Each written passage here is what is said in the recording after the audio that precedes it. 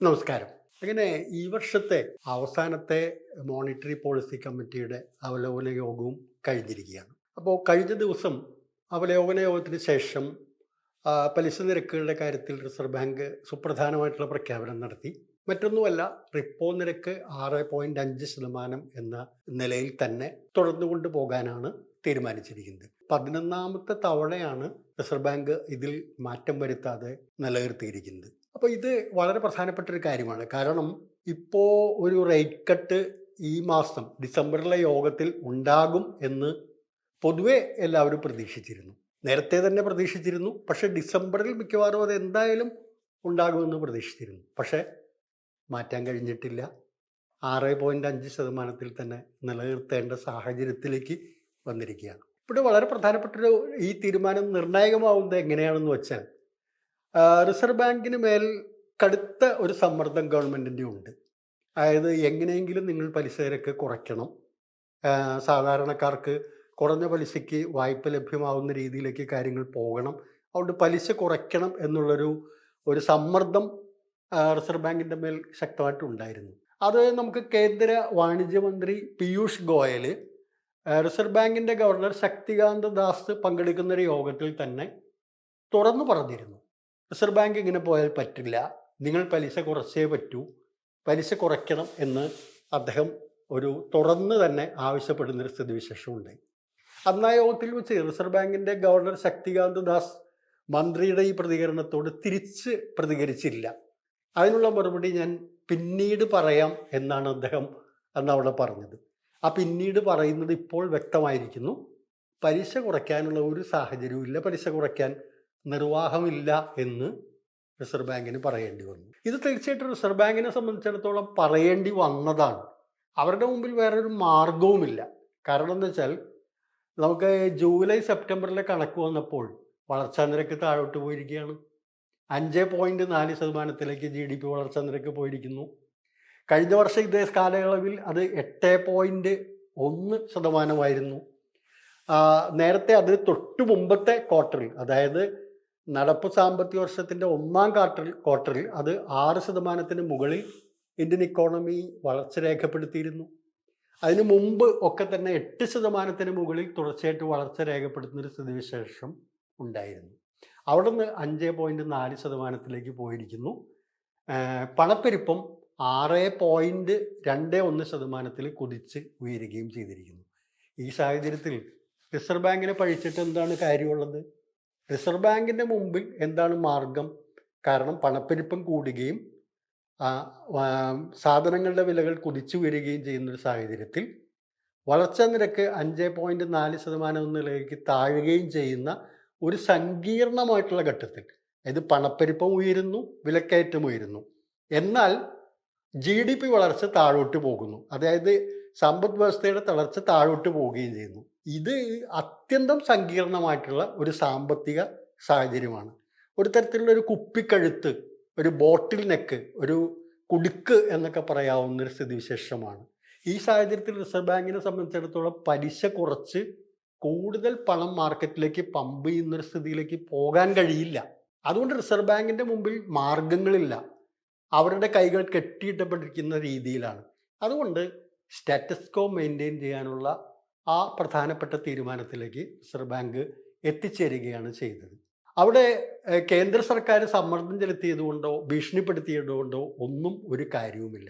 വാസ്തവത്തിൽ നമ്മൾ മനസ്സിലാക്കേണ്ടത്, വലിയ തോതിൽ നമ്മുടെ രാജ്യത്തെ ഗവൺമെൻറ് ഊറ്റം കൊണ്ടിരുന്നു. അതായത് കോവിഡിന് ശേഷം ഇന്ത്യൻ ഇക്കോണമി വലിയൊരു കുതിപ്പ് നടത്തി, ഒരു വി ഷേപ്പിലുള്ള ഒരു മുന്നേറ്റം പ്രകടമായിരിക്കുന്നു എന്നൊക്കെയാണ് പറഞ്ഞിരുന്നത്. അപ്പോൾ കോവിഡിന് ശേഷം തീർച്ചയായിട്ടും ഒരു വലിയ മുന്നേറ്റം മാർക്കറ്റിൽ പ്രകടമായി എന്നുള്ളതൊരു സത്യമാണ്. അതാരും നമുക്ക് നിഷേധിക്കാൻ കഴിയുന്ന ഒന്നല്ല. പക്ഷെ എന്തുകൊണ്ടാണ് സംഭവിച്ചത്? കോവിഡ് കാലത്ത് ഏതാണ്ട് 2 വർഷക്കാലത്തോളം ജനങ്ങൾ പൂട്ടിയിടപ്പെട്ട അവസ്ഥയിൽ അവർക്ക് ഒരു കാര്യത്തിനും ചെലവഴിക്കാനോ, ഒരു ട്രാവൽ പോകാനോ, ഒരു തീർത്ഥയാത്രയ്ക്ക് പോകാനോ, മറ്റേതെങ്കിലും രീതിയിലുള്ള ആഘോഷ പരിപാടികൾ നടത്താനോ, ഒരു വിവാഹ ആഘോഷമോ മറ്റെന്തെങ്കിലും നടത്താൻ പോലും ഒന്നും പറ്റാത്ത ഒരു സാഹചര്യത്തിൽ അതിൽ നിന്നൊരു മോചനം കിട്ടിയപ്പോൾ തീർച്ചയായിട്ടും പെട്ടെന്ന് കുറേ സാധനങ്ങൾ വാങ്ങുന്ന നിലയിലേക്ക് വന്നു. പെട്ടെന്ന് വലിയ തോതിൽ ടൂറ് പോകുന്ന സ്ഥിതിയിലേക്ക് വന്നു.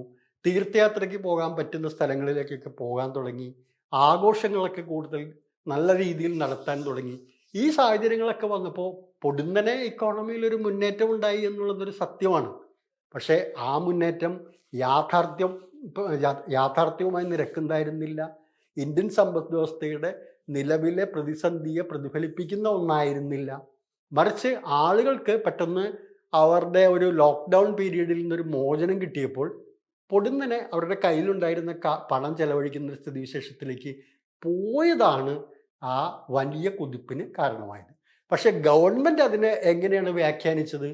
കണ്ട, ഇന്ത്യൻ ഇക്കോണമി വലിയ തോതിൽ വളരുന്നു, കോവിഡിന് ശേഷം ലോകത്തെ എല്ലാ ഇക്കോണമിയെക്കാളും ശക്തമായി ഇന്ത്യ വളരുന്നു എന്നുള്ള രീതിയിലൊരു വ്യാഖ്യാനം, ഒരു നെറേറ്റീവ് നൽകുന്നതിനാണ് ഗവൺമെൻറ് ശ്രമിച്ചത്. വാസ്തവത്തിൽ അത് സത്യമായിരുന്നില്ല. ആ വളർച്ച യാഥാർത്ഥ്യവുമായി പൊരുത്തപ്പെടുന്ന ഒന്നായിരുന്നില്ല. പതുക്കെ പതുക്കെ ഇന്ത്യൻ സമ്പദ് വ്യവസ്ഥ മാന്ദ്യത്തിലേക്ക് നീങ്ങുകയും ചെയ്തു. ഇത് നേരത്തെ തന്നെ, അതായത് നോട്ട് നിരോധനത്തിന് ശേഷം GST നടപ്പാക്കിയതിന് ശേഷം ഇന്ത്യൻ സമ്പദ് വ്യവസ്ഥ അപകടത്തിലേക്ക് പോകുന്നു, ഗവൺമെൻറ് ഇടപെടണം, ഗവൺമെൻറ്റിൻ്റെ നടപടികൾ ശക്തമാകണം, അല്ലെങ്കിൽ ഇന്ത്യൻ സമ്പദ് വ്യവസ്ഥയിൽ ശക്തമായൊരു മാന്ദ്യത്തിലേക്ക്, ഒരു തകർച്ചയിലേക്ക്, പ്രതിസന്ധിയിലേക്ക് പോകും എന്ന് പലപ്പോഴും ചൂണ്ടിക്കാണിച്ചിരുന്നു. പക്ഷെ ഗവൺമെൻറ് ഒന്നും അംഗീകരിച്ചില്ല. വലിയ അഹങ്കാരമായിരുന്നു. വലിയ തോതിൽ ഇങ്ങനെ വലിയ ഒരു വാചകങ്ങൾ അടിക്കുകയാണ്. ഇന്ത്യൻ സമ്പദ് വ്യവസ്ഥ കുതിപ്പിൻ്റെ പാതയിലാണ്, അമേരിക്ക ഉൾപ്പെടെയുള്ള രാജ്യങ്ങൾക്ക് വളർച്ചാ തോത് കുറഞ്ഞിരിക്കുമ്പോൾ ഇന്ത്യ ഇതാ 8% മുകളിൽ വളർച്ച കൈവരിച്ചിരിക്കുന്നു എന്നൊക്കെയുള്ള രീതിയിൽ വ്യാഖ്യാനിക്കാൻ വേണ്ടിയിട്ടുള്ളൊരു ശ്രമമാണ് അന്ന് നടത്തിയത്. പക്ഷെ ഇപ്പോൾ പച്ചയായ യാഥാർത്ഥ്യം നമ്മുടെ മുമ്പിൽ വന്ന് മുട്ടി വിളിക്കുകയാണ്. അത് നമ്മളോട് പറയുന്നത് ഇതാണ്: ഇന്ത്യൻ ജനതയുടെ ക്രയശേഷിയിൽ വലിയ കുറവുണ്ടായിരിക്കുന്നു, അവരുടെ വരുമാനം ഗണ്യമായി താഴേക്ക് പോയിരിക്കുന്നു. അതുകൊണ്ട് ഇന്ത്യൻ സമ്പദ് വ്യവസ്ഥ പ്രതീക്ഷിച്ചിരുന്ന മാന്ദ്യത്തിലേക്ക് കടന്നിരിക്കുന്നു എന്നുള്ളതാണ് ഇപ്പോഴത്തെ സ്ഥിതിവിശേഷം. ഇപ്പോൾ റിസർവ് ബാങ്ക് തന്നെ പലിശ നിരക്ക് മാറ്റാതെ, റിപ്പോ നിരക്ക് മാറ്റാതെ നടത്തിയ പ്രഖ്യാപനത്തോടൊപ്പം നടത്തിയിരുന്ന ഒരു കാര്യമുണ്ട്. അതിൽ 2024-25 സാമ്പത്തിക വർഷത്തിൽ നമുക്ക് 6.6% വളർച്ചയുണ്ടാകൂ എന്നാണ് കണക്കാക്കുന്നത്. ഇത് റിസർവ് ബാങ്ക് കഴിഞ്ഞ അവലോകന യോഗത്തിൽ പറഞ്ഞിരുന്നത് ഈ വളർച്ച 7.2% ആയിരിക്കുമെന്നാണ്. പക്ഷേ ഇപ്പോൾ വളർച്ചാ തോത് കുറച്ച് പ്രൊജക്റ്റ് ചെയ്യുകയാണ്. ഈ പ്രൊജക്ഷൻ തന്നെ ഉണ്ടാകണം എന്നില്ല. കാരണം പല രാജ്യാന്തര റേറ്റിംഗ് ഏജൻസികളും പറയുന്നത് ഇന്ത്യ ഒരുപക്ഷെ ഇന്ത്യയുടെ വളർച്ച 6%-ലേക്ക് താഴെ പോകാൻ സാധ്യതയുണ്ട്. അത് എങ്ങനെ പോയാലും 6.5%-ലേക്ക് മുകളിലേക്ക് പോകില്ല എന്ന് തന്നെയാണ് പൊതുവെയുള്ള റേറ്റിംഗ് ഏജൻസികളുടെയും മറ്റ് സാമ്പത്തിക വിദഗ്ധരുടെയും ഒക്കെ അനുമാനം. അപ്പോൾ ഈ വർഷത്തിൻ്റെ അവസാനത്തിൽ കണക്കെടുക്കുമ്പോൾ അത് ഒരു 6%-നും 6.5%-നും ഇടയിലായിരിക്കുമെന്നാണ് ഇപ്പോൾ ലഭ്യമാകുന്ന സൂചന. ഏതായാലും റിസർവ് ബാങ്കിന് തന്നെ തങ്ങളുടെ നേരത്തെ ഉണ്ടായിരുന്ന അനുമാനം പിൻവലിച്ചുകൊണ്ട് അത് 6.6% കണക്കാക്കേണ്ടി വന്നിരിക്കുകയാണ്. ഇനി മറ്റൊരു കാര്യത്തോടെ റിസർവ് ബാങ്ക് പറയുന്നത് നടപ്പ് സാമ്പത്തിക വർഷത്തിൽ പണപ്പെരുപ്പം പ്രതീക്ഷിച്ചിരുന്നതിനേക്കാൾ ഉയരും എന്നാണ്. അത് റിസർവ് ബാങ്ക് ഇപ്പോൾ കണക്കാക്കിയിരിക്കുന്നത് 4.8% പണപ്പെരുപ്പം ഈ വർഷം അവസാനിക്കുന്നതോടെ ഉണ്ടാകും എന്നാണ്. നേരത്തെ റിസർവ് ബാങ്ക് കണക്കുകൂട്ടിയിരുന്നത് 4.5% മാത്രമാണ്. അപ്പോൾ പണപ്പെരുപ്പത്തിൻ്റെ കാര്യത്തിലും പ്രതീക്ഷിക്കുന്ന നിലയിൽ നിന്നും വീണ്ടും അത് മുകളിലേക്ക് പോകും എന്ന് കണക്കാക്കിയിരിക്കുകയാണ്. അപ്പോൾ നമുക്കറിയാം, നമ്മുടെ ഒക്ടോബർ മാസത്തിലെ പണപ്പെരുപ്പം 6.21% ഉയർന്നിരുന്നു. അത്തരത്തിൽ ഉയർന്നു നിൽക്കുന്നത് കൊണ്ടാണ് ഈ റിപ്പോ നിരക്കിൽ, പലിശ നിരക്കുകളിൽ ഇളവ് വരുത്താൻ കഴിയാതെ പോകുന്നത്. അല്ലെങ്കിൽ അമേരിക്കയെ പിന്തുടർന്ന്, ചൈനയൊക്കെ പിന്തുടർന്ന് ഒരു റേറ്റ് കട്ട് സൈക്കിളിലേക്ക് പോകാൻ കഴിയാതിരിക്കുന്നത് ഈ ഉയർന്ന പണപ്പെരുപ്പമാണ്.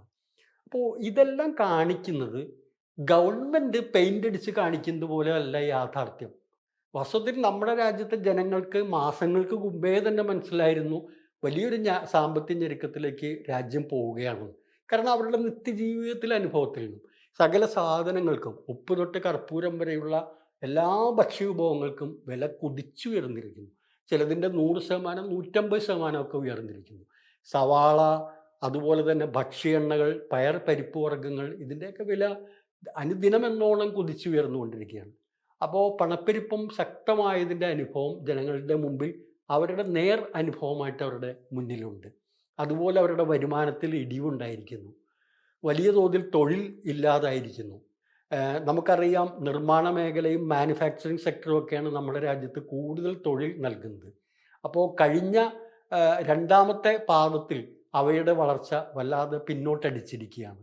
ഇതെല്ലാം കാണിക്കുന്നത് തൊഴിലില്ലായ്മ രൂക്ഷമാവുന്നു, ജനങ്ങളുടെ കയ്യിലുള്ള പണം ലഭ്യത കുറയുന്നു, അവരുടെ ക്രയശേഷി കുറയുന്നു. ഇതോടൊപ്പം തന്നെ സാധനങ്ങളുടെ വില കുതിച്ചു വരുന്നു. അപ്പം അങ്ങനെ ഒരു സങ്കീർണമായിട്ടുള്ള ഒരു വിഷ്യസ് സർക്കിൾ എന്നാണ് സാമ്പത്തിക ശാസ്ത്രത്തിൽ ഇത് പൊതുവെ പറയുന്നത്. അത്തരത്തിൽ പണപ്പെരുപ്പവും വിലക്കയറ്റവും ജനങ്ങളുടെ കയ്യിൽ ക്രയശേഷി കുറയുന്നതും വരുമാനത്തിൽ കുറവുണ്ടാവുന്നതും സാമ്പത്തിക വളർച്ച കുറയുന്നതും ഒക്കെ ചേർന്നുള്ള ഒരു ദൂഷിത വലയം അല്ലെങ്കിൽ പുതിയൊരു വിഷ്യസ് സർക്കിൾ ഇന്ത്യയുടെ സാമ്പത്തിക രംഗത്ത് ഉരുണ്ടുകൂടിയിരിക്കുകയാണ്. ഇത് തുടർച്ചയായിട്ട് നമ്മുടെ 3 പാദങ്ങളിൽ നമ്മുടെ സാമ്പത്തിക വളർച്ച താഴേക്ക് പോയിരിക്കുന്നു. അങ്ങനെ തുടർച്ചയായിട്ട് 3 പാദങ്ങളിൽ സാമ്പത്തിക വളർച്ച താഴോട്ട് പോകുമ്പോൾ അതിനെ പറയുന്നത് സാമ്പത്തിക മാന്ദ്യം എന്ന് തന്നെയാണ് സാങ്കേതികമായി പറയുന്നത്.